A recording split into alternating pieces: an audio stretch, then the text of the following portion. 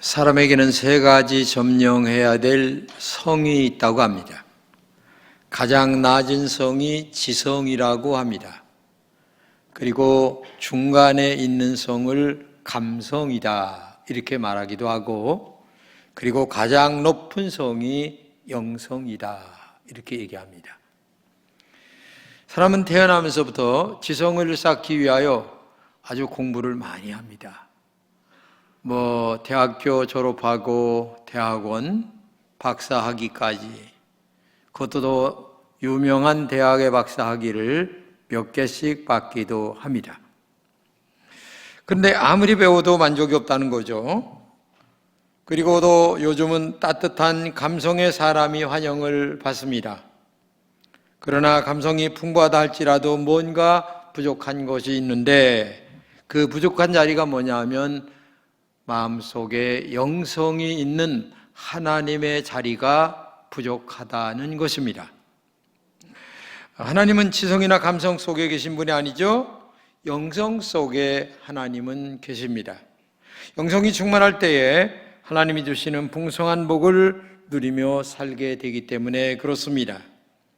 우리가 영성이 충만한 삶을 살기 위해서 가장 중요한 요소 하나가 있는데, 그게 뭐냐면 감사하는 마음을 마음속에 늘 갖고 살아야 된다는 것입니다. 감사하는 마음을 가지기 위해서 가장 중요한 것이 뭐냐면 마음의 시선을 바꿔야 된다는 거죠. 마음의 시선을 바꾼다는 것은 자신의 형편과 환경보다 바로 주님을 먼저 바라보는 이 마음의 시선이 변화가 돼야만 진정한 정말 영성의 사람으로 변화가 된다는 것입니다. 사람은 마음의 시선이 바뀔 때에 감사하게 되죠. 원망과 불평하는 사람은 영성이 떨어진 사람입니다. 그러나 감사하는 사람은 영성이 풍성한 사람, 즉 성령 충만한 사람이라고 말할 수가 있겠죠. 그래서 영성이 충만한 사람인 바울은 범사에 감사하라 말씀하기도 했고, 쉬지 말고 기도하라 뿐만 아니라 항상 기뻐하는 삶을 그도 살았고 우리에게 말씀도 해주고 있는 것입니다. 한번 여러분 자신에게 질문해 보세요. 나는 영성이 정말 충만한 사람일까? 어떤 경우에도 감사하는 삶을 살고 있는 것인가? 내가 영성이 부족한가는 쉽게 알 수가 있습니다. 그러나 그것은 바로 감사하는 내 마음의 자세가 되어 있느냐라면 영성이 충만한 사람이다 라고 볼 수가 있는 거죠. 근데 감사가 없어요. 그 사람은 내가 충만하든지 악한 영이 충만하든지 둘 중에 하나입니다. 감사가 마음에 없어요. 감사는 내가 원하는 대로 만사가 순조롭게 풀렸기 때문에 감사하는 것이 아닙니다. 내가 남들보다 많이 가졌다고 감사하는 마음도 아닙니다. 하나님의 은혜를 깨달을 때만이 감사하는 마음이 우리 속에 들게 된다는 거죠. 하나님께서 모든 것을 합력하여 선을 이루신다는 영적 진리를 깨달아. 즉 다른 말로 얘기하면 지금 어려워요. 그러나 이 속에 하나님의 큰 뜻이 있을 거야. 그렇기 때문에 믿음으로 살아, 말씀대로 살면 돼, 나는 기도하면 돼 라고 하면서 하나님 쪽에서 계속 자기 인생을 이끌어가는 사람이라면 그 사람은 영성이 충만한 사람이고 감사할 수가 있고 또 하나님의 은혜가 그에게 임할 수가 있다라는 것을 볼 수가 있는 거죠. 오늘 본문은 예수님이 병을 고친다는 소문을 들은 10명의 문둥병자의 이야기입니다. 어느 날 그들이 살고 있는 동네를 예수님이 지나가신다는 소리를 들었습니다. 예수님이 지나갈 때 간절한 마음으로 그들도 나와서 정말 그 한 구퉁이에 10명이 따로 모여서서 예수님 지나갈 때에 큰 소리로 온 힘을 다하여 부르짖었습니다. 예수님, 우리를 불쌍히 여겨주세요. 나 정말 병 낫기 원합니다. 예수님, 우리가 낫기를 원합니다. 제발 불쌍히 여겨주세요 하면서 정말 간절하게 소리 질렀습니다. 나병 환자들의 간절함과 예수님의 사랑과 긍휼의 시선이 만났습니다. 병이 낫고자 하는 애절한 목소리를 외치는 그들의 모습을 보신 예수님은 오늘 보면 14절에 이렇게 말씀하십니다. 보시고 이르시되 가서 제사장에게 너희 몸을 보이라. 네, 가서 너의 몸을 제사장에게 보여라. 근데 예수님이 그 자리에서 치유할 수도 있는데도 불구하고 왜 제사장에게 보이라고 얘기했을까요? 그 당시에 법률에 보게 되면, 구약 법률에 보게 되면 제사장에 의하여 나병이 격리될 것인지 아니면 집으로 돌아갈 것인지를 판단하는 기준이 있었기 때문입니다. 그리고 정말 중요한 것은 제사장이 가서 보이라고 하는 예수님의 말씀에 정말 순종하는가 아닌가라고 하는 것이 훨씬 더 중요한 비중을 차지하지 않았나 하는 생각을 가져보게 됩니다. 그들은 예수님으로부터 제사장이 가서 보이라는 말씀을 듣자마자 더듬거리면서 띠뚱거리면서 아픈 다리 아픈 몸을 이끌고 제사장이 있는 곳으로 향하여 갔습니다. 그런데 얼마쯤 가다 보니까 이게 웬일입니까? 발가락이 이상하게 편해졌습니다. 온몸이 편해졌습니다. 옆 사람을 바라보니까 머리털이 났습니다. 얼굴이 들어갔던 자리가, 움푹 패였던 자리가 정상적으로 회복이 되었습니다. 야, 이게 웬일이냐? 야, 정말 우리의 몸이 나았구나 라고 하는 것들을 그들은 가다가, 제사장에게 가다가 길거리에서 그 고침받은 것을 확인하게 되었습니다. 나병으로 인한 흔적은 완전히 사라지고 어린아이처럼 새살이 돋아나는 깨끗함을 받게 됐다는 얘기입니다. 근데 오늘 말씀을 보게 되면 예수님의 치유 사건은 짧게 기록되어 있습니다. 그러나 예수님께 돌아와 감사하는 사마리아 한 사람의 이야기가 길게 기록되어 있습니다. 10명의 나병 환자 중에 사마리아 사람은 자신이 병난 것을 깨닫고 가던 길을 멈췄습니다. 그러나 9명은 감정에 취했던지 뭐에 취했던지 모르겠지만은 어떻게 됐습니까? 제사장에게로 달려갔습니다. 나병이 치유된 것을 확인받고 싶었습니다. 그리고 자신들이 기다리고 있던 가족들에게로 달려갔습니다. 마음의 시선이 예수님에게가 아니라 자기 자신에게 있는 마음, 즉 가족 아니면 공동체 아니면은 자기가 나음받았다는 것을 다른 사람들에게 자랑하고 싶었던 마음이 훨씬 더 컸습니다. 그러나 사마리아 사람은 마음의 시선이 하나님께 영광을 돌리고 싶은 마음이 먼저 앞섰습니다. 예수님께 발 아래 엎드려 감사를 드렸습니다. 본문 15절 이하입니다. 그 중에 한 사람이 자기가 낳은 것을 보고 큰 소리로 하나님께 영광을 돌리며 돌아와 예수의 발 아래에 엎드려 감사하니 그는 사마리아 사람이라. 여러분 생각해 보세요. 사마리아 사람은 큰 소리로 하나님께 영광 돌렸습니다. 마음의 시선이 누구에게 있었습니까? 감사하는 마음이 예수님에게로 향하여 있었기 때문에 그렇습니다. 이 사람은 하나님의 은혜를 아는 사람이었습니다. 하나님의 은혜를 아는 사람은 진정한 감사를 드리지 않을 수가 없다는 얘기입니다. 감사는 하나님의 은혜를 아는 데서 시작합니다. 주님이 원하시는 것은 마음의 소원이 이루어지고 난 후에 우리가 어떻게 반응하는가를 우리에게 알고 싶어 하신다는 거예요. 기도의 응답을 받고 난 후에 여러분은 어떻게 하십니까? 언제나 하나님의 은혜를 깨닫고 진심으로 감사를 고백하는 삶을 살아가는 여러분 되시기를 축복합니다. 지난 주간에 우리가 한번 떡을 생각지도 않은 감사의 떡을 먹었습니다.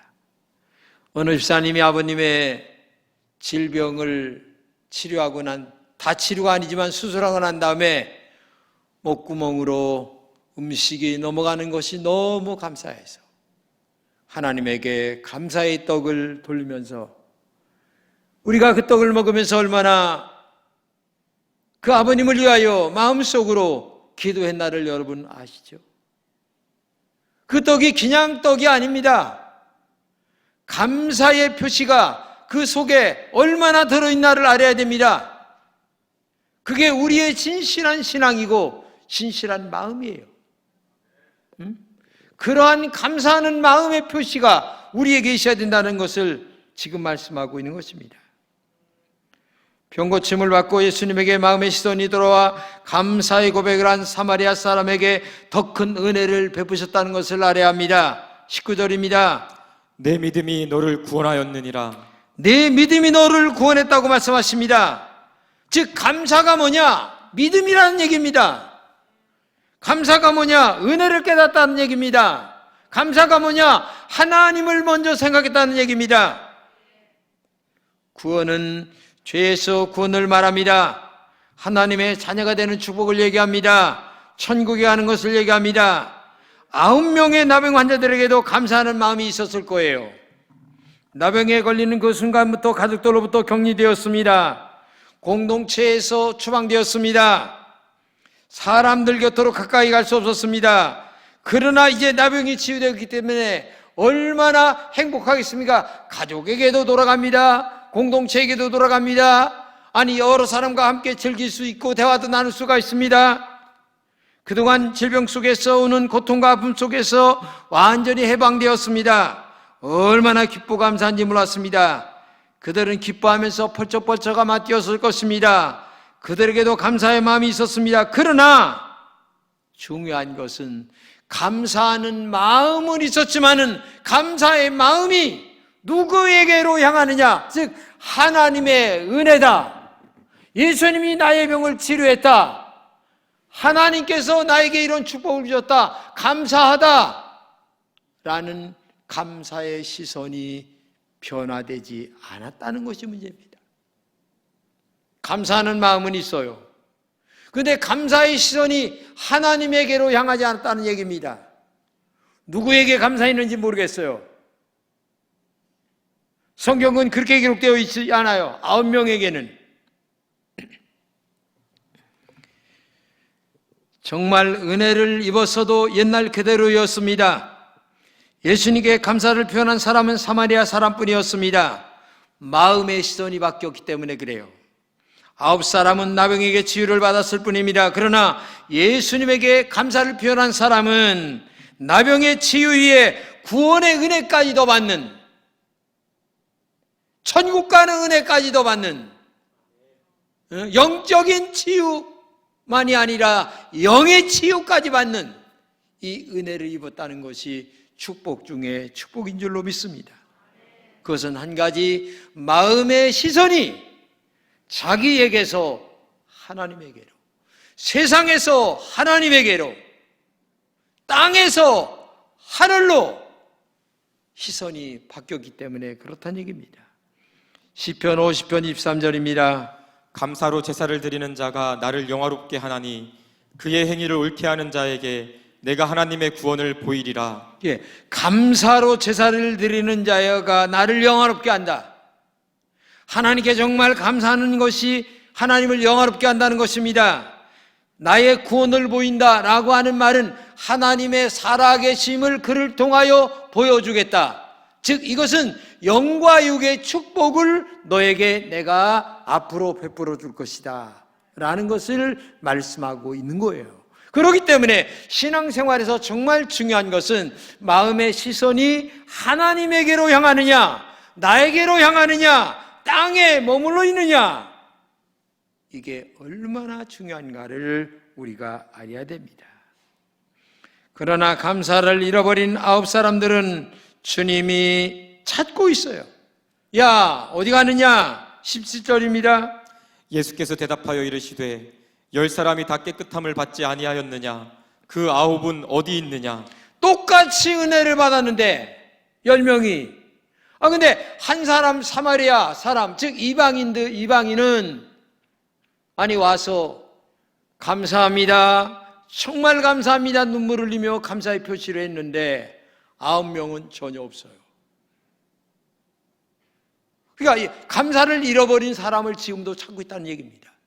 여기서 지금 여러분들에게도 하나님에게 감사를 잃어버렸다면 그 사람을 하나님이 지금도 나의 이름을 부르며 지금도 찾고 있다는 사실을 알아야 돼요. 너 정말 나에게 감사하고 있느냐? 너 믿음 자신을 바라보거라. 정말 하나님 감사합니다. 감사의 마음을 표시하고 있느냐? 여러분, 이걸 알아야 돼요. 우리는 감사를 잃어버린 사람이 되지 말아야 합니다. 우리가 주님께 감사를 드리지 않을 때 주님은 나를 찾고 계십니다. 9사람들이 왜 감사를 하지 못했을까요? 자신을 치료해 주신 주님을 먼저 생각하지 않았기 때문에 그래요. 병이 낫고 난 후 자신이 기다리는 가족을 먼저 생각했습니다. 공동체를 생각했습니다. 친구들을 생각했습니다.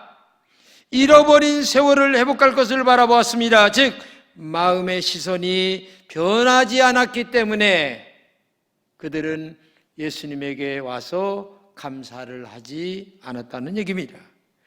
주님은 우리에게 분명하게 말씀하십니다. 마태복음 6장 33절입니다. 그런즉 너희는 먼저 그의 나라와 그의 의를 구하라. 그리하면 이 모든 것을 너희에게 더하시리라. 먼저라고 하는 말이 굉장히 중요합니다. 예수님은 모든 것에서 먼저여야 합니다. 1등이어야 합니다. 1번이어야 합니다. 언제나 하나님은 우승입니다. 1번입니다. 그런데 안타깝게도 우리들도 이들 9사람들과 별반 차이가 없이 살아가는 신앙들이 너무 많아요. 내 고집이 먼저입니다. 내 생각이 먼저입니다. 내 뜻이 먼저입니다. 하나님은 제일 나중입니다. 말은 먼저라고 얘기합니다. 하나님의 은혜라고 얘기합니다. 그러나 실제 살아가는 것을 보게 되면 하나님은 제일 꼬두발이에요. 제일 꼴찌에서 놀고 계세요. 여러분, 이걸 알아야 됩니다. 우리는 아픔이 있고 문제가 있을 때 주님께 매달려 기도합니다. 철야기도 할 때도 있어요. 금식기도 할 때도 있습니다. 정말 그렇게 매달려 문제가 해결됐습니다. 기도 응답을 받은 후에 하나님께 감사의 예물 그저 적당하게 드리고 나면 모든 것은 끝입니다. 그 은혜, 받은 은혜 정말 얼마나 오랫동안 깊이 간직하며 하나님 앞에 감사하는 자가 있겠습니까? 내가 옛날 어려웠을 때 제가 이 교회를 하면서 교회의 덕을 본 사람들 많이 있습니다.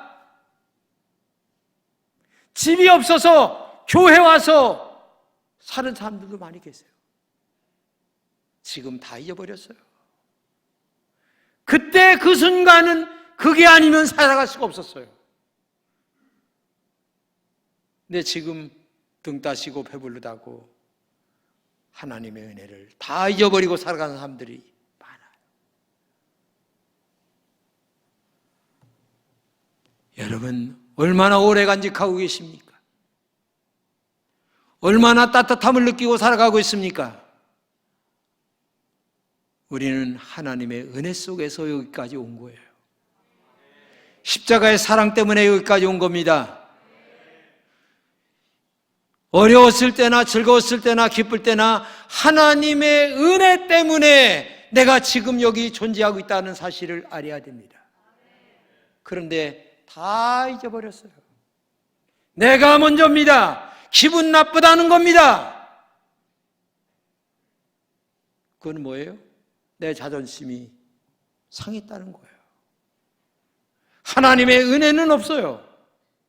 이게 우리들의 영적 자세입니다. 이게 신앙생활 잘하는 겁니까? 이건 믿음이 아니에요. 우리는 정말 내가 기쁠 때나 즐거울 때나 옛날에 어려울 때나 아니면 지금 좀 잘 살 때나 변함없는 하나님의 은혜를 생각하며 살아야 되지 않아요? 응?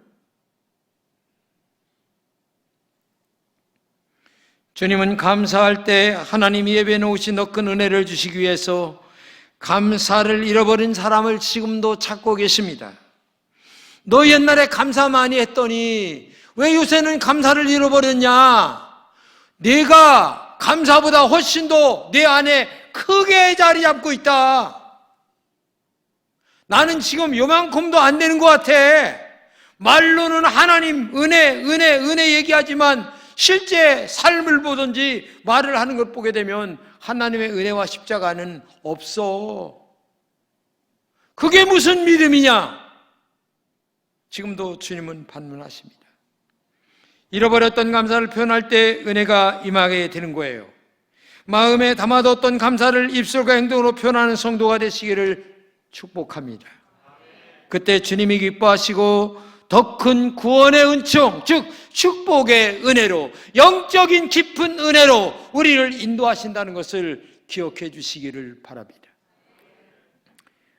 의족 골퍼 한정원 집사님이 계십니다. 이분은 어렵게 교사, 체육교사로 임용이 됐습니다.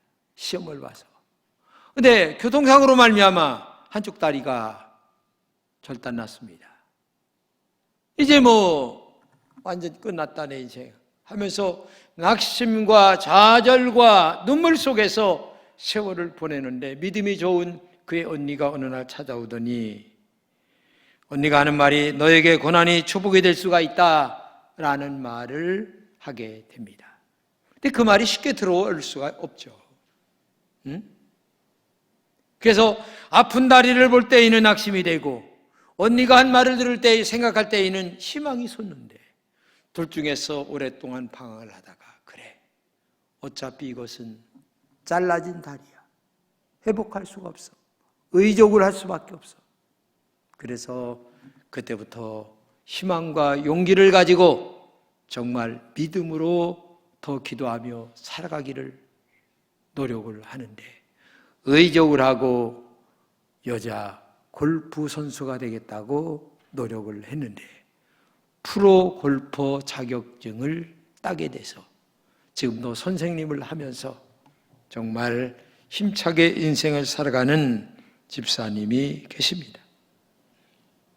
다리를 바라볼 때마다 때로는 낙심이 되지만 다리를 바라볼 때마다 하나님의 은혜를 생각하며 내가 이 정도라도 걸을 수 있다는 것 자체가 얼마나 큰가를 느끼면서 많은 사람들에게, 학생들에게 용기와 희망을 주면서 교사를 지금 하고 있다고 하는 사실입니다. 예능 프로그램에 출연해서 장애인들에게 나도 일어설 수 있다고 하는 용기와 희망을 주는 그 말을 볼 때마다 정말 대단한 여인이구나 하는 생각을 하지 않을 수가 없었어요. 체육교사가 다리를 절단당하는 사고 속에서 다시 일어선 것은 믿음의 감사를 회복했기 때문입니다. 자신의 절단된 다리를 바라볼 때 절망할 수밖에 없었지만은 그러나 자신의 다리를 가져간 하나님의 뜻을 깨닫고 오히려 합력하여 선을 이루신다는 하나님의 뜻을 깨달으며 감사로 나아갈 때에 더 큰 감사의 역사가 나타나 많은 사람들에게 희망과 용기를 주는 한 시대의 여인으로 지금 살고 있다고 하는 사실을 여러분 기억할 수 있기를 축복합니다. 감사는 마음의 시선이 바뀔 때 감사할 수가 있습니다. 때로는 고통이 있습니다. 나에게 문제가 있습니다. 나에게 아픔에서 나를 구원해 주신 그런 그 여러 가지 고통 중에 있을 때에 나를 건져주신 주님을 생각할 때에 용기와 희망 속으로 다시 일어설 수 있다고 하는 사실을 기억하시기를 축복합니다. 그리고 세상에서 하나님의 뜻을 간증하는 산 증인으로 우리를 하나님이 채워주실 줄로 믿습니다. 이 부정적인 마음을 갖고 있는 사람은 늘 열등감에 사로잡혀 있어요. 자기도 모르게 열등감 속에 살아가고 있어요. 자기도 모르게. 예? 그걸 예수를 믿으면 그걸 벗어나야 돼요. 예? 그것이 믿음이고 그것이 신앙이고 새로운 구원을 얻는 거예요. 예? 나병이 나은 9사람의 마음의 시선은 병이 나은 자신의 몸을 바라보았습니다. 건강해진 몸으로 가족의 만남을 먼저 생각했고 친구들의 만남을 먼저 생각했고 자신의 미래를 먼저 생각해 보았습니다. 그러나 같은 자리에 있었던 사마리아 사람은 주님에게 마음의 시선을 돌렸습니다. 여기서부터 육신의 병보다 더 더러운 죄의 병을 고침받고, 그 뒤의 일은 기록되어 있지 않지만 이 사람의 앞날을 하나님이 얼마나 축복했나를 우리는 가히 짐작해 볼 수가 있다는 얘기입니다. 9명은 자신을 먼저 바라봤습니다. 우리도 나를 먼저 바라볼 때 감사할 수가 없어요. 우리는 하나님의 문제가 해결되면, 하나의 문제가 해결되면 또 다른 문제가 생깁니다. 인생이라는 것 자체가 문제가 평생 없이 살 때가 어디겠습니까? 바람 불 날도 있고 눈부라칠 날도 있고, 때로는 자식이, 때로는 남편이, 때로는 질병이, 때로는 물질이, 별의별 바람 불 날이 수없이 많이 찾아오는 것이 우리들의 인생 아닙니까? 에? 그때마다 우리가 어떻게 감사를 할 수가 있겠어요? 주님에게 마음을 돌릴 때에, 마음의 시선이 주님에게 돌아갈 때에 감사의 문제를 우리가 해결하며 살아갈 수가 있다는 얘기입니다. 그러므로 우리의 마음의 시선이 중요합니다. 무엇을 바라보느냐가 중요합니다. 마음의 시선을 바꿔보시기 바랍니다. 그러면 더 큰 주님의 은혜가 여러분에게 임할 줄로 믿습니다. 마음의 시선이 중요해요. 응? 마음의 시선이. 저도 어려서 가난한 가족에서 태어났기 때문에 정말 마음속에 열등감이 엄청나게 많았어요. 응? 친구들은 소풍 가는데, 아니면은 수학여행 가는데 수학여행 한 번을 가보지 못했습니다. 얼마나 어린 마음에 열등감이 있었겠어요. 그러나 예수님이 내 마음속에 들어오고 난 다음에 나의 마음은 열등감에서 완전히 해방되었습니다. 그때부터 할 수 있다, 해보자, 하면 된다라고 하는 마음의 자세가 저의 마음을 지배했고, 그것은 성령의 마음이었고 믿음의 마음이었고 성령 속에서 역사하는 하나님의 말씀이었기 때문에 그렇게 되었던 것입니다. 그렇기 때문에 오늘도 믿음으로 하나님의 은혜가 여러분에게 임할 수 있도록 마음의 시선을 바꾸는 여러분 되시기를 주님의 이름으로 축복합니다. 우리가 풍족하기 때문에 드리는 감사는 누구나 다 할 수 있습니다. 그러나 가장 크고 높은 감사는 마음의 시선을 바꿀 때 생기는 것입니다. 먼저 주님께 감사하다는 생각을 가질 때에 구원이라고 하는 축복의 은혜가 우리에게 임할 줄로 믿습니다. 예수님의 십자가에 죽으신 은총으로 우리가 하나님의 자녀가 되었습니다. 십자가 은혜로 시선을 돌려보시기 바랍니다. 주의 보혈의 은총 속에 시선을 바꿔보시기 바랍니다.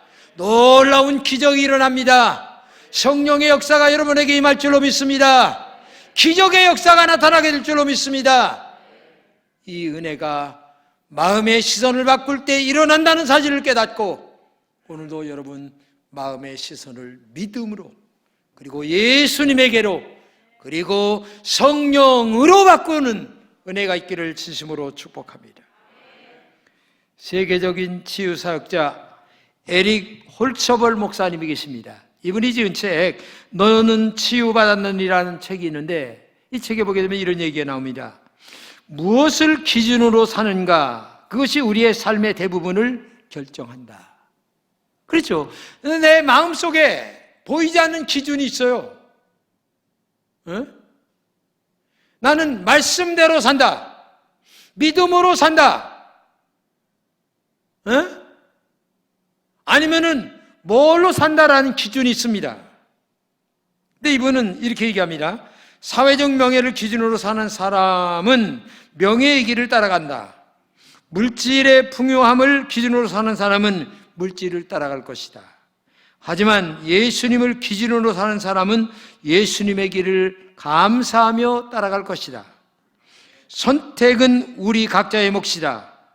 얼마 있으면 사라질 것들을 선택할 것인가? 아니면 영원한 진리가 되신 예수님을 따라갈 것인가? 지금 선택하시기 바랍니다. 이렇게 얘기를 했어요. 여러분의 삶의 기준은 지금 뭡니까?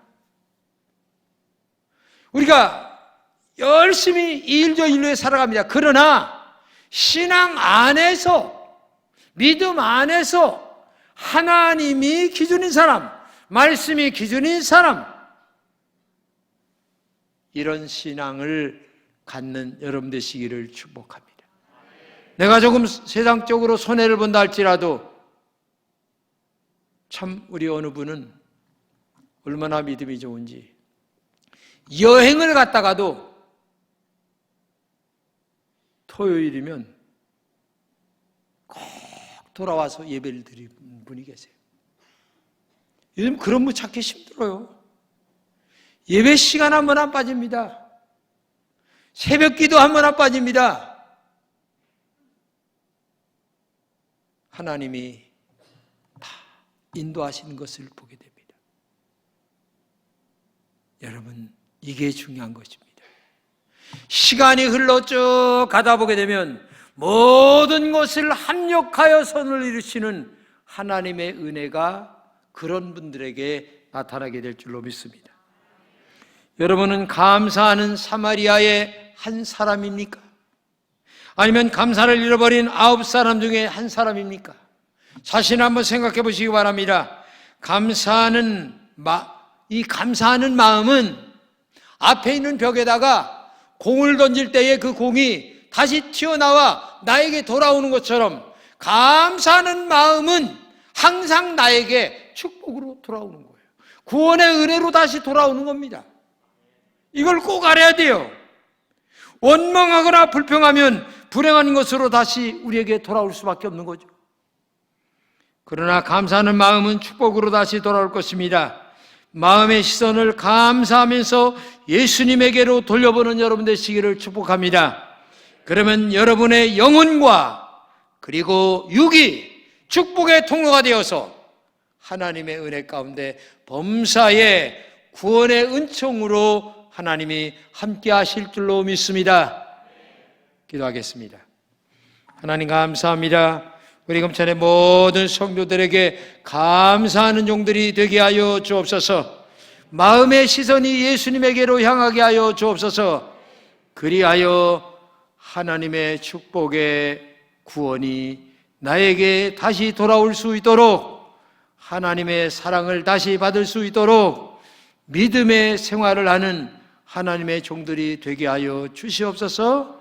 감사하고 예수님의 이름으로 기도드립니다. 아멘.